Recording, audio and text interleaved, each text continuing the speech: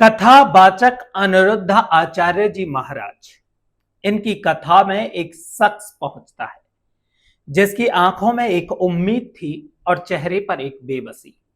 उस कथा में वो शख्स मात्र एक सवाल करता है, लेकिन उसे ये नहीं पता था कि ये सवाल उसकी मौत की वजह बन जाएगा। अब उस शख्स ने अनिरुद्ध आचार्य जी महाराज से सवाल किया, तो उसके बाद उस शख्स का वो वीडियो वायरल हो जाता है और अचानक ये वीडियो एक लड़की के मोबाइल स्क्रीन पर दिखाई देने लगता है। वो लड़की अपने मोबाइल में रील्स देख रही थी और तभी अचानक ये वीडियो उस लड़की के फोन में दिखाई देता है और फिर यहीं से एक ऐसा खेल शुरू होता है जिसने उस शख्स की जिंदगी छीन ली। जब इस घटना को लोगों ने सुना तो लोगों के होश उड़ गए। आखिर उस शख्स ने महाराज जी से ऐसा कौन सा सवाल किया था कि वो सवाल उस शख्स की मौत की वजह बन गया। तो राधे राधे, मैं हूं अरुण। एक व्यक्ति जिसका नाम था इंद्र कुमार तिवारी, जिसकी उम्र लगभग 45 साल के आसपास थी। इंद्र कुमार तिवारी जबलपुर के मझौली थाना क्षेत्र के रहने वाले थे, लेकिन उनके माता पिता नहीं थे, इसलिए वो गांव में अकेले ही रहते थे। स्कूल में पढ़ाते थे, सरकारी नौकरी थी और करीब 18 बीघा उनके पास जमीन थी। लेकिन उनकी शादी नहीं हो रही थी। शादी को लेकर वो बहुत बेचैन रहते थे, परेशान रहते थे। वो यही सोचते थे कि अगर मेरी शादी नहीं हुई तो बच्चे नहीं होंगे, और यदि मेरे बच्चे नहीं हुए तो फिर वंश कैसे आगे बढ़ेगा, मेरी इतनी बड़ी खेती बाड़ी को कौन संभालेगा। और एक दिन इंद्र कुमार तिवारी अपने घर से निकलते हैं और अनिरुद्ध आचार्य जी के प्रवचन सुनने के लिए पहुंच जाते हैं, क्योंकि अनिरुद्ध आचार्य जी भी इसी गांव के रहने वाले थे और उन्होंने अपने ही गांव में प्रवचन के लिए एक शिविर का आयोजन किया था। सभी लोग अनिरुद्ध आचार्य जी महाराज से कुछ ना कुछ सवाल कर रहे थे और तभी इंद्र कुमार तिवारी भी अपनी शादी का सवाल अनिरुद्ध आचार्य जी महाराज से करते हैं। इंद्र कुमार तिवारी ने कहा कि महाराज जी, मेरी उम्र करीब 45 साल हो चुकी है, मेरे पास 18 बीघा जमीन भी है, लेकिन मेरी शादी नहीं हो पा रही है। और ये वीडियो अचानक से सोशल मीडिया पर वायरल हो जाता है। जब ये वीडियो वायरल हुआ, एक लड़की जिसका नाम था साहिबा बानो, वो अपने मोबाइल पर रील्स देख रही थी, स्क्रॉल कर रही थी, और तभी ये वीडियो उसकी मोबाइल स्क्रीन पर आ जाता है। जब उस लड़की ने वीडियो को देखा तो उस लड़की को ना उस व्यक्ति का प्यार दिखा, ना उसकी पीड़ा दिखी। उस लड़की को दिखा तो सिर्फ वो 18 बीघा जमीन। और फिर यहीं से एक ऐसा खेल शुरू हुआ जिसने हर इंसान के होश उड़ा दिए। 18 बीघा जमीन को देखकर साहिबा बानो ने अपने साथियों के साथ मिलकर एक बहुत बड़ी साजिश रची। साहिबा बानो अब सबसे पहले अपने लिए एक नया नाम चुनती है, नया नाम सोचती है और नाम रख लेती है खुशी तिवारी, और इसके बाद अपना एक फर्जी आई कार्ड भी बनवा लेती है। अब साहिबा बानो खुशी तिवारी बनकर इंद्र कुमार तिवारी से संपर्क करती है। धीरे धीरे इन लोगों की फोन पर आपस में बात होने लगती है, दोनों की दोस्ती हो जाती है और ये दोस्ती आगे चलकर प्यार में बदल जाती है। अब इन लोगों की फोन पर शादी की बात होने लगती है और एक दिन शादी की बात भी तय हो जाती है।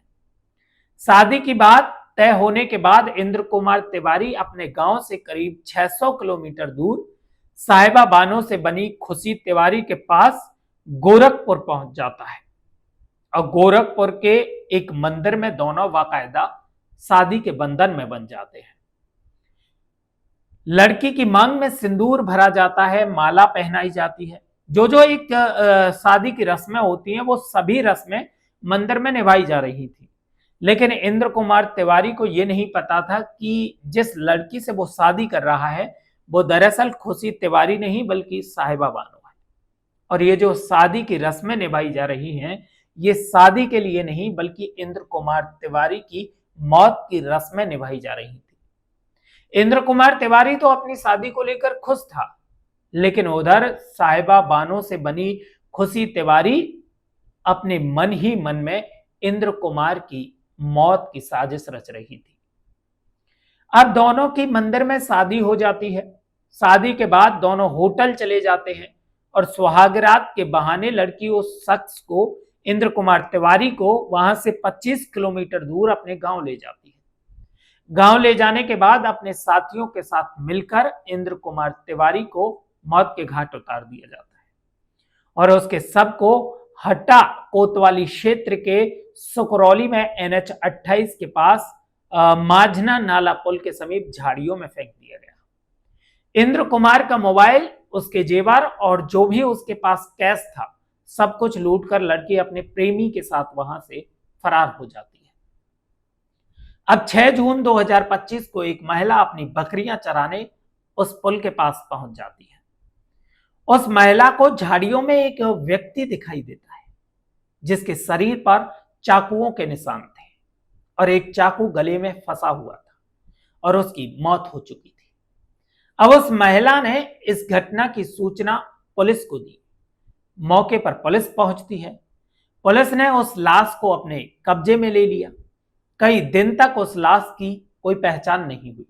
पुलिस अब उस व्यक्ति के शव की पहचान करने के लिए सेंट्रल पोर्टल पर डिटेल्स अपलोड करती है और ये डिटेल जबलपुर पुलिस के पास तक पहुंच जाती है।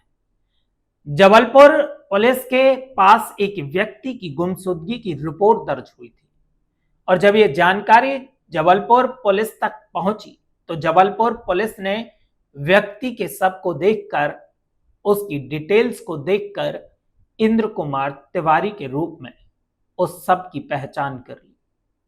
अब इस घटना का खुलासा करने के लिए पुलिस अपनी जांच पड़ताल शुरू कर देती है। इधर इंद्र कुमार तिवारी की मौत के बाद खुद वो लड़की इंद्र कुमार तिवारी के फोन को इस्तेमाल कर रही थी। अब पुलिस इंद्र कुमार तिवारी के नंबर पर फोन करती है। जैसे ही इंद्र कुमार तिवारी के फोन पर घंटी बजी तो तुरंत ही उस लड़की ने फोन को स्विच ऑफ कर दिया और वहां से अपने प्रेमी के साथ फरार हो जाती है। धीरे धीरे पुलिस की जांच में साहिबा बानो का नाम सामने आ जाता है। पुलिस ने 27 जून 2025 को साहिबा बानो और उसके प्रेमी को गिरफ्तार कर लिया। गिरफ्तार करने के बाद पुलिस की पूछताछ में लड़की ने अपना जुर्म कबूल कर लिया और यह भी सामने आया कि इस लड़की ने पहले से कुशल नाम के एक शख्स से भी शादी कर रखी है। यह शक है कि कुशल को जमीन या पैसों का लालच देकर इस पूरे घटनाक्रम में शामिल किया गया था। पुलिस को शक है कि साहिबा बानो इंद्र कुमार तिवारी की हत्या के बाद खुद को उसकी विधवा बताकर उसकी पूरी जमीन को हड़पना चाहती थी। पुलिस इस मामले की हर तरीके से, हर एंगल से जांच कर रही है। क्या और भी लोग इस हत्याकांड में शामिल हैं या कोई और नया मोड़ भी इस कहानी में आ सकता है? इसलिए चैनल को सब्सक्राइब करें और बेल आइकॉन दबाएं